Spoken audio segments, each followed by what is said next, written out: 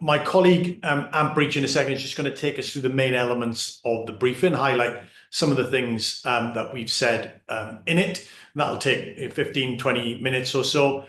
And then Ant will come and join me in the empty seat next to me, and we'll have a bit of a conversation. And that'll be an opportunity to get some questions from you, and we can get some interaction. So as you're listening to what Ant has said, or if you've read the briefing already and you've got some thoughts, use the Q&A function as always, just to put them in. And once we've heard from what Ant's got to say, then we'll get to that. So without further ado, Ant, over to you. Yep, sure thing. Great. Thanks, Andrew, for that introduction, and thanks everyone for joining us today. I'll just bring up my slides here.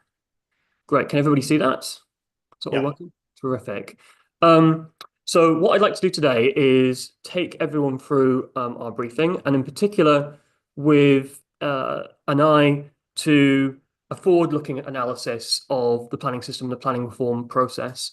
A lot of our work on this topic over the past few years has been an analysis of the present, or the problems of the current system. But we often get feedback, and a lot of public debate is structured around the idea that it's, the system might not be perfect, the system might have lots of problems, but actually it's really difficult to reform the system. So that there are limitations on what we can achieve, and we shouldn't try to be too ambitious in this space as a result. And I think it's fair to say we would disagree with that position, but hopefully, as we set out our reasoning, we can spark a bit of a debate among yourselves and get some great questions to try and hash some of this debate out to provide a bit of clarity. So you can make it to the next page. Great. So first, I'd just like to set up some principles we think that should guide the planning reform process, either by this government or indeed all kind of work in this field. And I think you can sort of sum up our position across three different but connected areas. The first is that England is not normal. Most other countries don't have the same kind of discretionary planning system that we do, where decisions are taken case by case. They tend to have more zonal-based systems in which there are rules that are applied to different neighborhoods, and applications that comply with those rules are notionally guaranteed planning permission. Obviously, in the real world, there's a spectrum between these two things rather than a strict binary. But it's broadly there is a consensus that the UK and England is exceptional in this regard, and we don't think it's a coincidence that we have a particularly discretionary planning system and a particularly severe housing crisis. The second point is that the urban agenda has to be at the centre of the planning reform debate, and in particular, allowing cities to change in ways they have not been able to change for many decades is a really important principle for how planning reform can support economic growth, as well as improving housing affordability. In particular, this means going back to the very foundations of the planning system. So the Barlow report, a photograph of our office copy is included there on the right, which really sets out a kind of quite expansionary vision of what the purpose of the planning system is and the economic program that the planning system is intended to deliver. I might get into this in the conversation with Andrew, but you can read the quote here from Sir Peter Hall. The single greatest contribution to the philosophy of post-war planning, indeed the whole character of British society after the Second World War. This is not really a document that is focused on questions of housing affordability or quality or quantity. It's a much bigger, has a much bigger scope that has caused a number of problems since the system was created. And the third principle I think we'd like to see kind of taken forward in the planning reform process is a recognition that planning reform itself is easier in a rules-based system. So if the government has decided that actually planning reform is important for the growth agenda and for housing affordability, there are things that can be done inside the existing system, and those can be positive, but actually everything becomes much easier if there's a strong connection between the rules are changed and outcomes change, rather than our current system where lots of discretion, lots of material considerations in the planning process really weaken that connection between rules and operation. So again, kind of thinking about this question of our current system is great, and a new zoning system might be terrific, but I wouldn't start from here if I were you. Again, this criticism we hear quite frequently in the public debate. I can take you a little bit through kind of what Auckland has achieved over the past decade, which is the global leader for planning reform and advancing this agenda. Obviously, New Zealand is pretty similar to the UK in lots of respects.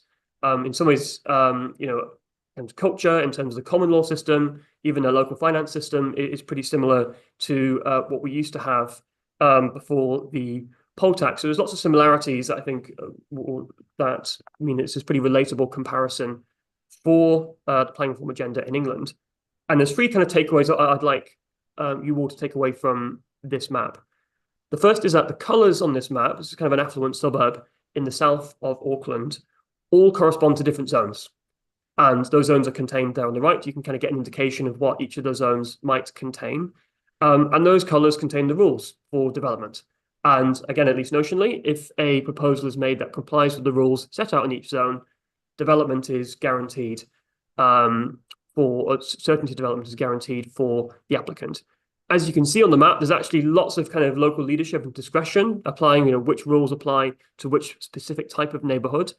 And this ensures that you've got some of the political leadership to mitigate some of the complaints you might get from residents if you just had a pure free-for-all in terms of development. The second principle is, the second and third relate to the planning reforms that Auckland introduced on top of that zoning framework. The first is that you can see the black lines that are filled with a kind of deep orange on kind of a center of the map. These are kind of areas in walking distance of railway stations that have been in the parlance upzoned to allow for greater density, for a more expansive urban footprint, because they are connected to the railway stations that are in the vicinity. So by having this kind of more rules-based system, we can actually get a more spatial planning system in which there's a tighter connection between what is the infrastructure that is present in a neighborhood and what is the amount of development that a neighborhood with that infrastructure can support. Our current system finds it very difficult to make those kinds of connections for a variety of reasons.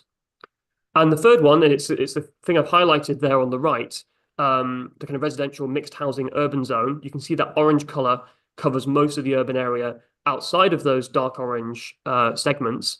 This is the part of Auckland, most of Auckland is now in this zone, and it allows for a variety of kind of townhouses, small terraced and semi-detached houses on all of the plots in Auckland. Previously, before Auckland's planning reforms, most of this would have been single family housing only detached housing plots on these plots, and this upzoning, which has shifted all of these plots into the mixed urban zone. It's changed the rules across all of these spaces, has had a big impact on house building and housing supply. And I'll show you an example. So this, and if you go on Google Maps and Street View, you potter around Auckland, you'll see dozens of examples like this. We're not even trying very hard, but there are lots of examples of completely banal, ordinary suburban high streets in Auckland that had a detached house on them, a classic small site in the English parlance, which a couple of years later, thanks to these upzoning reforms, has been replaced by one house has turned into 5 different houses on this particular plot. And as you can see a bit further down the street, similar plots are undergoing this kind of densification across Auckland. This has had a big impact on house building at the city scale, and it's also had a massive impact on rents and affordability. And there's loads of economic papers on this that are demonstrating this outcome. So your initial response to that, what might be, well, that's terrific for Auckland, but we could do something similar in England. Like surely we could just give permission for schemes that comply with the characteristics you've just seen. Policy and guidance could encourage that, and that would all be terrific.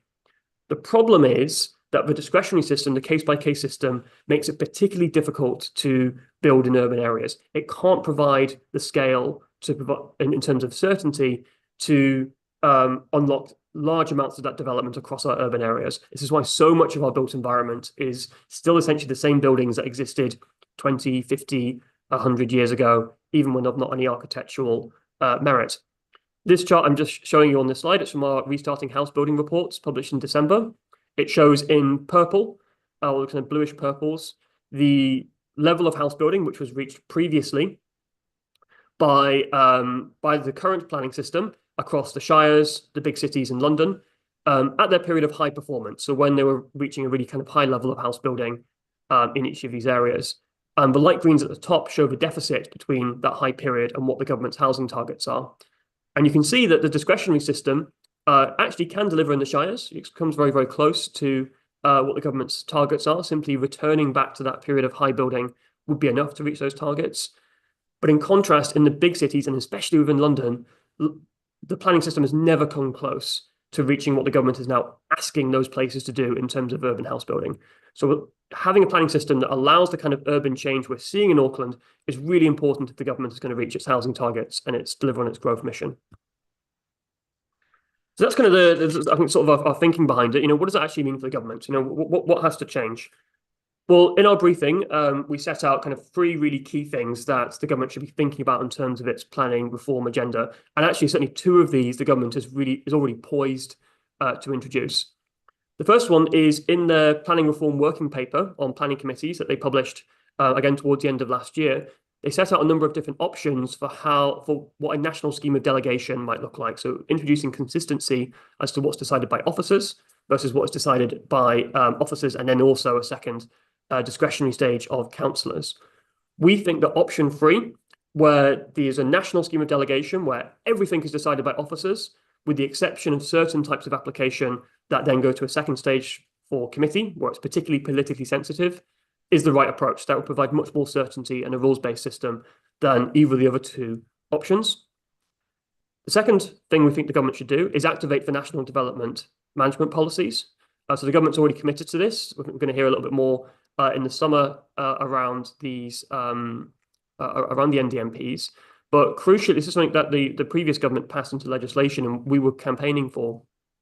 The NDMPs would introduce a national rule book that would, for the very first time, mean that national policy trumps local policy. And so national government would be able to change the rules and they would be scalable across the entire country. Now, NDMPs and option 3 individually, I think, are both beneficial, but together, option 3 and NDMPs have an exceptional coherence because it will mean that the government will be able to change the rules nationally, have a debate about the rules and then change them. But also because of option 3, they will be enforced and decided consistently across the country as well. So there'll be a very close connection between policy and outcomes. To manage then some of the politics around this, because you can't have a purely rules-based system, I think, like our political system and setup, I think acknowledges that, would be to replace the concept of material considerations in the planning system with a new system of material designations.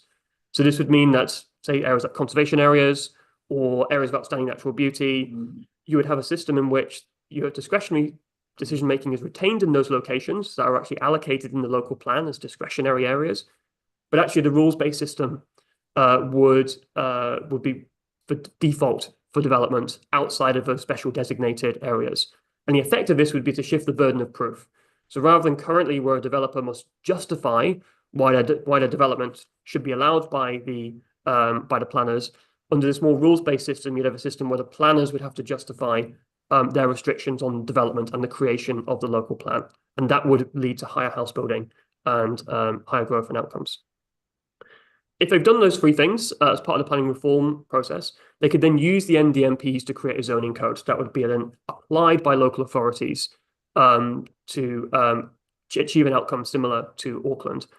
I think the actual details of this zoning code, you would need lots of input from working planners, from architects, to understand how our built form differs from places like New Zealand.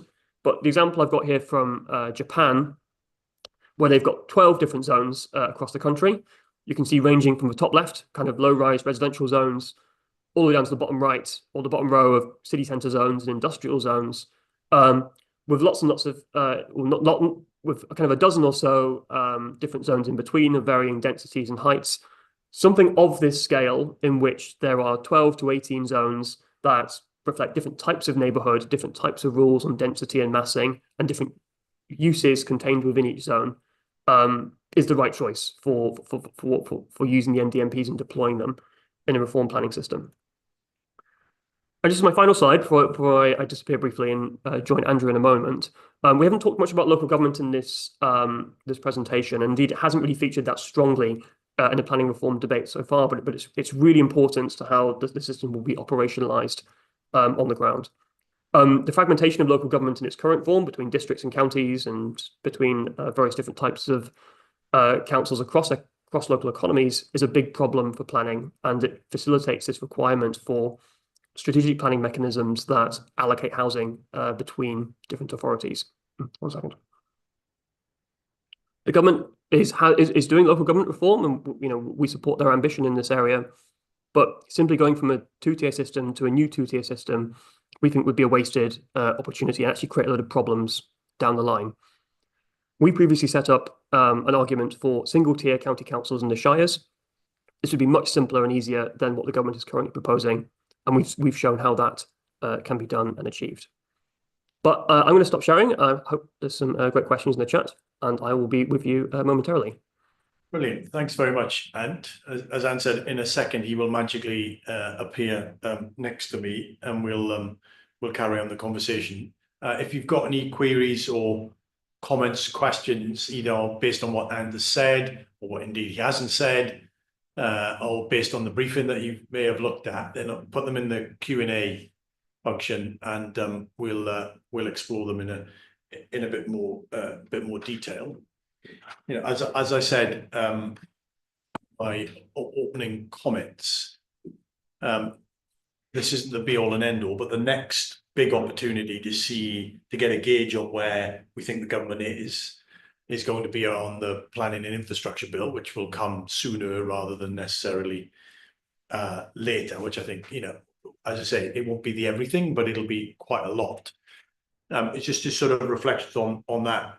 And particularly, I suppose, when you were outlining those the three elements that the government could introduce, option 3, the NDMPs, and then material designations, how much of that, just re-emphasize or just explore how much of that would we want or would need to be in the bill in order to progress, and how much of that can happen outside of the bill because it's already in place? Yep, sure thing. So the NDMPs were in the Levelling Up and Regeneration Act, so that the power for that is already contained, and then we just need to activate that and actually write those NDMPs for the first time to introduce those. Again, the government's committed to doing this, so I think we'll see that come forward later this year anyway. But it's sort of thinking about what is that connection between what the NDMPs and then what they're proposing in the bill. I think it's going to be quite important. Option 3 would have to be in the bill, and I think also, well, it is also true that that shift from material considerations, which are kind of really open-ended and provides a scope for discretion with material designations, that would also be a big shift. If anything, kind of the biggest step the government could take. Yeah, and just on option 3, as you said, it's included in a working paper, which only the most dedicated might have spotted. I'll class us as being a member of that group. Totally. But there were 3 options. A sliding scale of some discretion to most discretion. By definition, 3 is the most discretion. Is it fair to say that we think our intelligence suggests that they may not go for option 3, and they may end up going for either option 2 or even option 1? Is that fair? It is possible. You can sort of detect kind of faint kind of civil service ease in sort of presenting 3 different options. One very weak, one very strong. Makes the middle one extremely reasonable. In comparison. What's the term? You would need to be very brave, Minister. Yes, is that right? Precisely. Very brave decision. And they say in the paper that we're a little bit less inclined to take option 3. They almost kind of realise the full implications of what it would pose. But in some ways, I think the option 3 is a bit more daunting in the current system. If you don't do anything else, you're creating a lot of work for the ministry without necessarily the same payoffs. But that's why we think the coherence with the NDMPs is so important, right? Because then that means you're actually, all the heavy lifting you're having to do for the option 3, that's going to be done by your NDMPs, that's going to provide your rules and your certainty.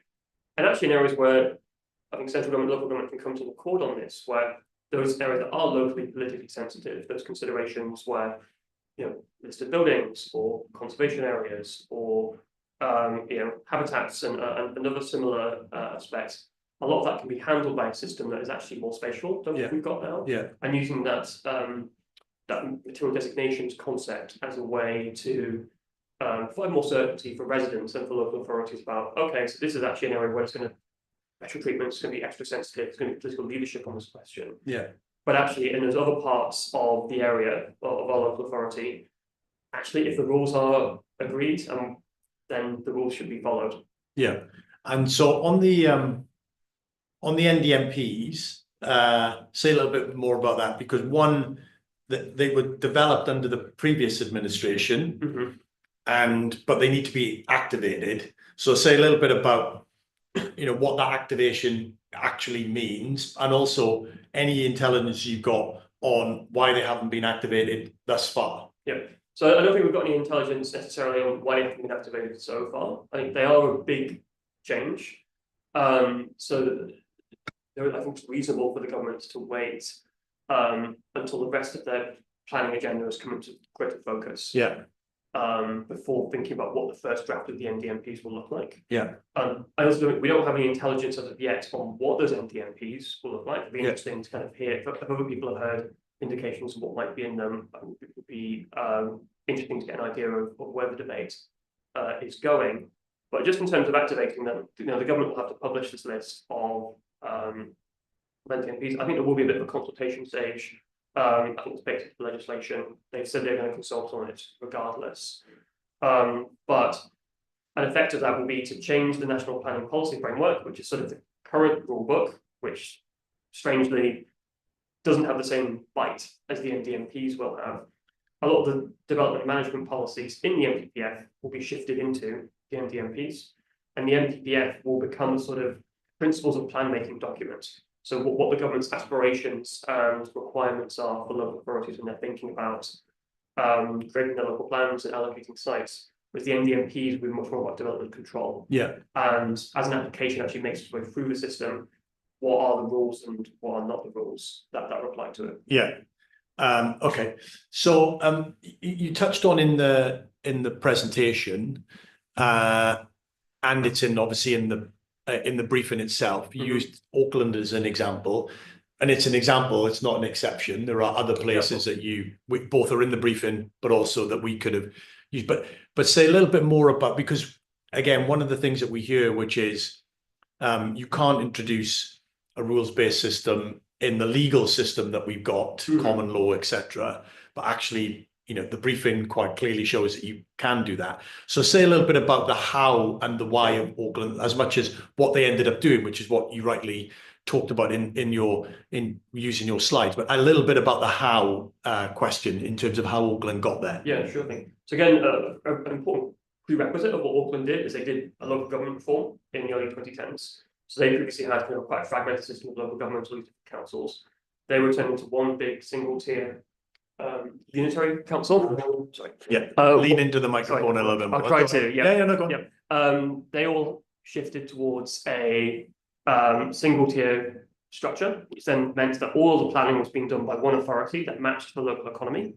There was then a recognition at the central government level that New Zealand's housing crisis was spiraling out of control. Like they had a very inflexible zoning system with quite a few discretionary elements contained within that.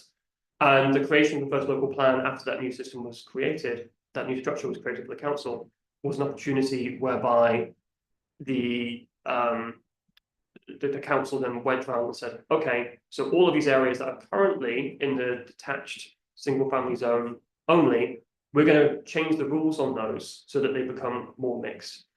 And so the principle here is, there's always going to be debates at the national level about how far you can go. Indeed, there's a bit of backsliding on some elements of the reforms at a later point. There's always going to be debates at the local level about where you apply those rules and which bits get which zone. But there shouldn't really be a debate about should the rules even matter.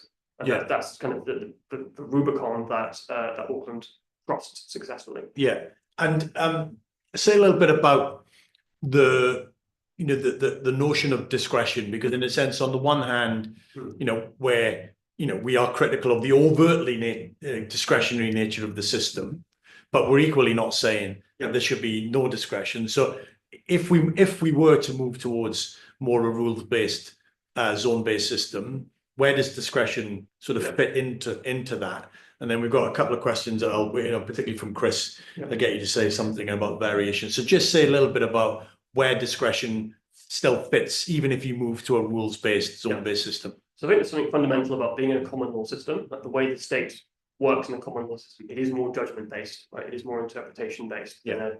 Civic law, code-based system, which is what Japan has, instantly. And I don't think it's a surprise that theirs is more rules-based than Auckland. And we'll probably have to always have some degree of discretion in our system as a result. I think where we see discretion kind of coming in from a technical point of view, though, is on material designations, like in response to this political requirement from voters and commentators. We need political leadership on some aspects of planning, but discretion the reason the system is so discretionary is because of the Barlow report, right? It's not inherent to our common law system or like the British urban environment or anything sort of more technical about planning. It's this wider economic program that Barlow was argued for, which is for that the big cities are bad, need to be constrained, that regional inequality and de-industrialization was bad and should be solved by creating a discretionary permitting system for factories and industry. And third, that house building requirements that planning system should be made much stronger, with house building delivered in new towns outside of big cities to meet growth and housing need rather than need to bank for the big cities. And in various forms, all those aspects of the planning system have remained intact to this day. And none of them are really necessary for the technical operation of planning in what we've just seen in Auckland case, right, in terms of development management. Yeah. But they flow from this position of trying to achieve outcomes that I think broadly people would agree hasn't worked. Like Barlow did not successfully achieve its aims, but we're still left with this sort of husk. The legacy of the principles and the underpinning rationale for it, and we haven't been able to deal with some of those issues. Even as you say, the ethos and the purpose of the report has been proven to be, at least over time, to be less and less useful to us. Yeah, that is a very, very good point. So just on this sort of, we've got two questions on this sort of discretion variation. So let's take one at a time. So Chris Collison asks, there are 370,000 nationally listed buildings, good stat, Chris, and a great many more that are locally listed. How do local listing or national listing, how does that all fit into a zoning system? And he's asking to the degree to which it would be protecting their significance, but just how do they fit? I mean, I would say listed buildings would be a classic example of what we call a material designation, right? You're saying a particular building or particular plot, that is special. There should be a special discretionary process with rules about how that, what is considered in that discretionary process, obviously the architectural value and merit in this building. And it's completely appropriate. Like you can totally fit that kind of heritage protections, and obviously other zoning systems have similar mechanisms. I mean, the fact that we have listed buildings now is itself an argument against having discretion more widely, right? Like discretion was introduced when you had basically you could do whatever you liked, and since then we've created all these extra designations like conservation areas, listed buildings, etc., to provide extra protections. Sort of renders discretion in the rest of the system redundant. In my view. Yeah, exactly. All the sort of exceptions that have been introduced into the system tell you something about actually the worry more generally about discretion when we think some things are materially important, like listed buildings and others, which is a kind of interesting point. Jen Potter, again, how do we ensure quality within the zones, and does discretion come in on design, even if the proposed land use is aligned to the zone? So there's a sort of function question. If the zone is designed to, is zoned to do X or to allow X, how do we then think about, questions about architectural design and or, urban design more generally? How does that fit into the system? So you might be in the conservation area, you would still have a discretionary element, right? You still have that politically led and all planners using their judgment on these questions. However, in areas that are outside the material designation, our vision is that it's up to architects to make that call, right? It's not the job necessarily of the public sector to then make a decision about how do you enforce the quality of a private dwelling. There's actually a whole industry of very highly specialized and trained professionals who know lots about this area and who are paid by developers to provide that service. We should allow that mechanism to operate as it does in other countries and achieve higher quality housing than what we have today. For me, that's really like the examples we see in the rest of the developed world, I think are really clear that process works. Yeah, and so there's always the sort of argument that if we don't specify a quality threshold, whatever that might mean and whatever it relates to, then essentially it won't be met because architects, stroke developers, stroke builders, etc. We just won't adhere to that, and they'll build any old crap. Is basically what we, you hear this a lot. So the role of the system is to safeguard quality, however you define that. We hear that an awful lot. Your point there is actually when you look at zoning systems elsewhere, you don't see that, right? You might see a bit of that, as in to say you see quite a bit of rubbish already in the system that we've currently got. But by and large, you don't see that. And there's good reasons why we wouldn't expect that to happen here either. Exactly. I think part of the problem in the current debate is it sort of strikes a very strong divide between sins of commission and sins of omission, right? The fact that millions of people in this country are living in absolutely terrible housing conditions in stock that is way past the point of its lifespan, and all the debates are structured around how do we retrofit this, how do we sort of spend hundreds of billions into repairing structures that are fundamentally not good quality instead of replacing them, and allowing architects to do their job of providing new high quality buildings paid for by private developers. I think it's a mental block. I think that if we were in a more rules-based system, a less discretionary system, I think we would see that the improved benefits of quality across the distribution of buildings. Pretty quickly. So, question from Tony Zellinger, and he's asking a kind of particular question around what policies are needed to encourage larger developers and SME constructors to use their granted planning permission. So, we have this, we hear this a lot, permission is granted and nothing happens. We need to do something to, build it or build it or lose it, blah, blah, blah. We hear that quite a lot. So a reflection on that, the reality of the system, the situation currently, but also the degree to which we think that as moving towards a more certain system underpinned by rules, using zones actually might deal with some of that issue, right? It might deal with the lag between permission being granted and development actually happening. So say a little bit about why we think that lag effect or that problem, as the degree that is, would actually happen in practice through that system. Sure thing. So you can sort of see how under the current system, you obviously are always going to have some sort of problem of this nature because you can't have more buildings built than permissions are granted, right? The number of permissions granted is always going to be higher than what's built because some things are always not going to get built or are going to get delayed for whatever reason. And you can see that it's a planning system that's really the problem behind that, because we don't have a phenomenon where the big builders are buying land and they're developing it, and they're taking ages to build it out because they're greedy. Because we don't have a large self-build sector that's coming in and snapping up these plots and eating the big developers' lunch while they're building out really slowly. It's just fundamentally our system rations development land, it drip feeds it out, and the development industry needs to phase in how stuff is actually developed to meet that pipeline of land and how it responds to financial conditions. So trying to use the current system, if you're worried about this inside the current system, there's actually nothing the current system can do about that. It is an implicit but inevitable outcome of the way the current system allocates and land for development. Under a zoning system, if you hate this problem, you're going to love a zoning system because it disappears. Because under a zoning system, you've implicitly granted a planning permission of whatever the rules are to every plot of urban land, maybe even kind of agricultural land as well, of certain types, such that if you buy a plot of land, then you're guaranteed planning permission, and those small builders or self-builders can quickly eat the lunch of big developers who attempt that drip feeding mechanism.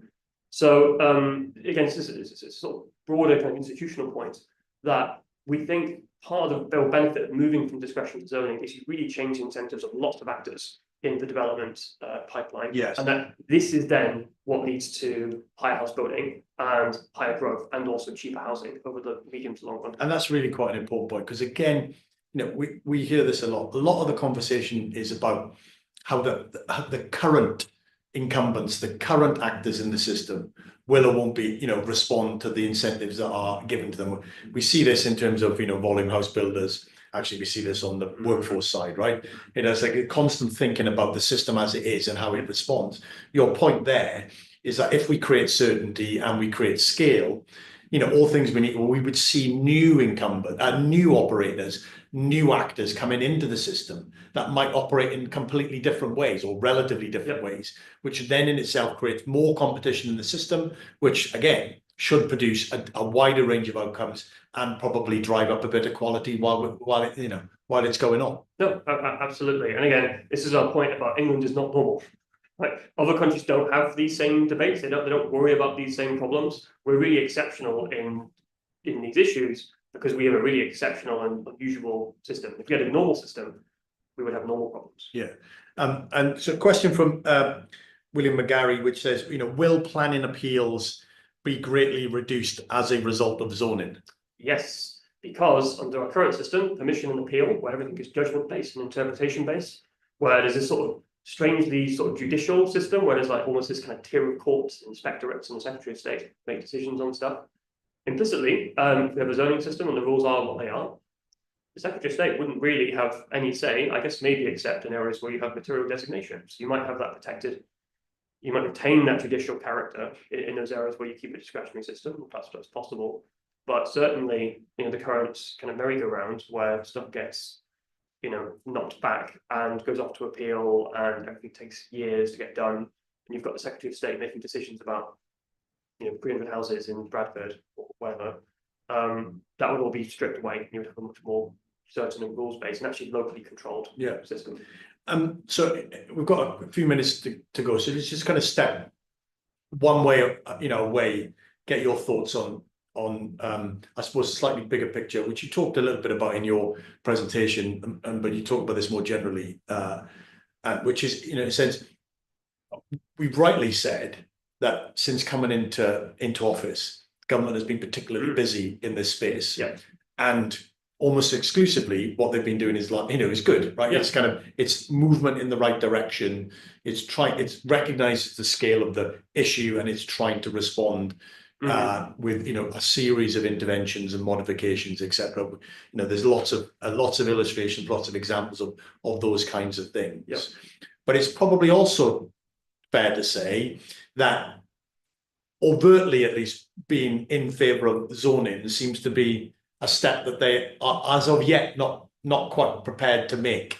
And I'm interested in your thought. Do you think that is a sort of philosophical, sort of political reluctance, or do you think, that they've looked at it and they are still in the sort of this is quite technically difficult. The danger is it distracts us from a bunch of other things. Just in sort of a one step remove, but just your sense as to where we are in the conversation about where we might get to on that. Yeah, so the Z word, as we sort of refer to the sort of debate internally at Centre for Cities. Well, I think it was interesting that the Chancellor came out a month ago or so and said that part of what they're interested in is the Z words, so these zoning schemes around railway stations and as a means for development. But I think there is kind of a political shift is underway. I think some of the reluctance is related to the Boris proposed planning reforms, the Planning for the Future white paper. I mean, in some way, like the backlash to that was caused by that was a system that was too flexible, that was sort of had a structure that was the current system, design codes, and free for all, which is very loose by international standards, and I think gave some people the willies about what they were prepared to accept. Obviously, what we set out is a more classical zoning system you see in other parts of the world that would have a much stronger role for local leadership in setting out different rules for different places. But just on the politics of zoning, I think if the government is really serious about moving to a more rules-based system, zoning actually is how you do that and make it politically possible. It actually, rather than being this kind of big, looming, scary thing, it actually becomes a way of taking a lot of the politics out of the planning system and making development easier. Because if you have a zoning system as we've set out, you can have a spatially bounded rules-based system where different neighborhoods have different rules. Under the current system, where everything is done by policy, and it's done at sort of a local authority level, you're torn between either insignificant, tiny tweaks and micro changes to the current system, or sweeping liberalizations across the entire local authority area that are simply too broad to command popular support. So actually, zoning is how you square that circle. You allow local authorities to be able to clearly say, well, this area is going to be low-rise, residential, suburban, some pubs, little offices and shops, great. This area is going to be skyscrapers. This area is going to be sort of somewhere in between, and using their political judgment to determine what's acceptable and what's not. I think it's actually how you make serious planning reform palatable to the public is zoning. And the point that you make, and you made it in your presentation, you listed sort of 3 things that the government could do, all of which they're minded to do anyway, or at least they, option 3. So that they've already said there are 3 options, so they've gone down that road.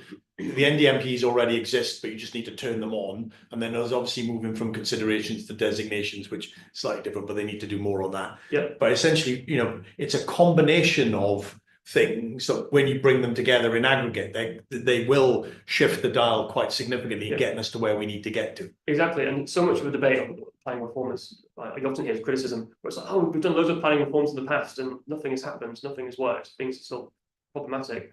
That's basically because we've been doing really low effort but high disruption tweaks that have annoyed everyone but haven't actually fundamentally changed the incentives or the structures of the system. And if we take a step back and we think about what are the real pillars of discretion, how can we replace those with a new system where we have pillars again supporting each other and supporting a new mode of decision making? Actually, then it's maybe as disruptive as some of the other things which previous governments have done.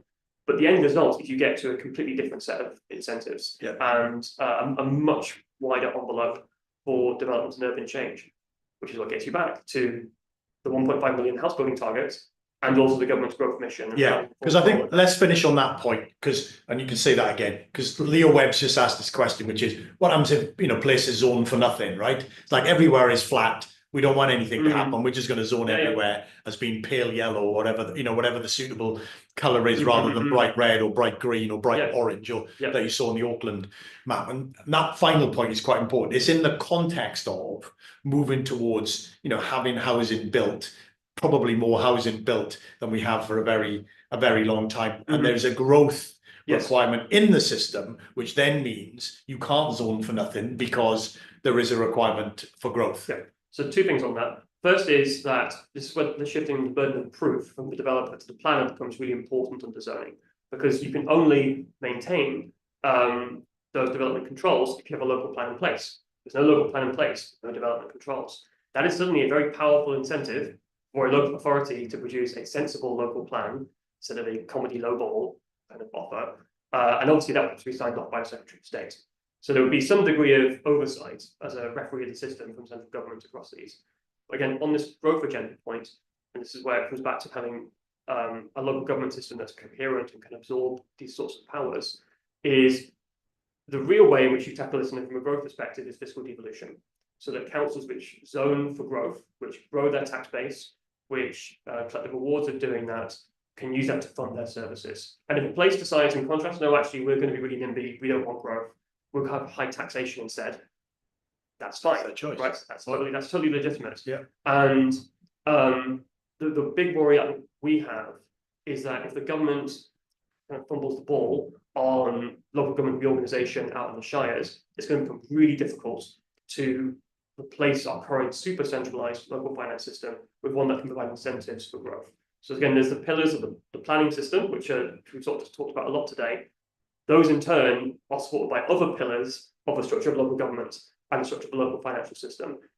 Work across all of these areas is really important if the government's growth mission is, to both increase growth but have it be felt in every part of the country is to be achieved. And why, I think this is a kind of great thing that you need to both have a sort of big picture view of what's going on, what you're trying to achieve, and then being able to disaggregate that big picture view into the various components and make the changes that are coherent in and of themselves, but actually coherent to the big picture objective that you're trying to fit, which is how some of these things fit together. But we often don't. We look at things individually, and rather than see them as part and parcel of a bigger picture that we're trying to achieve. We've slightly overrun.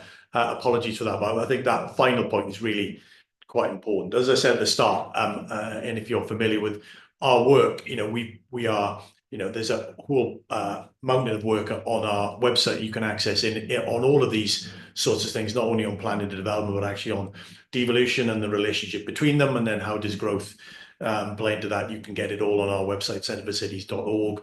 We'll be doing much more work around planning development and devolution and indeed industrial strategy, because they're all relevant and integrated over the coming months. So please keep an eye on what we're up to and engage with us. And if you think we've got it wrong, and things that we are suggesting are wrong, and you've got an alternative view, we definitely love to hear from you as well. We're not suggesting that we are, we've got everything right, but we are open for a conversation and a discussion around that. So please let us know on that. But until the next time, take care and stay safe.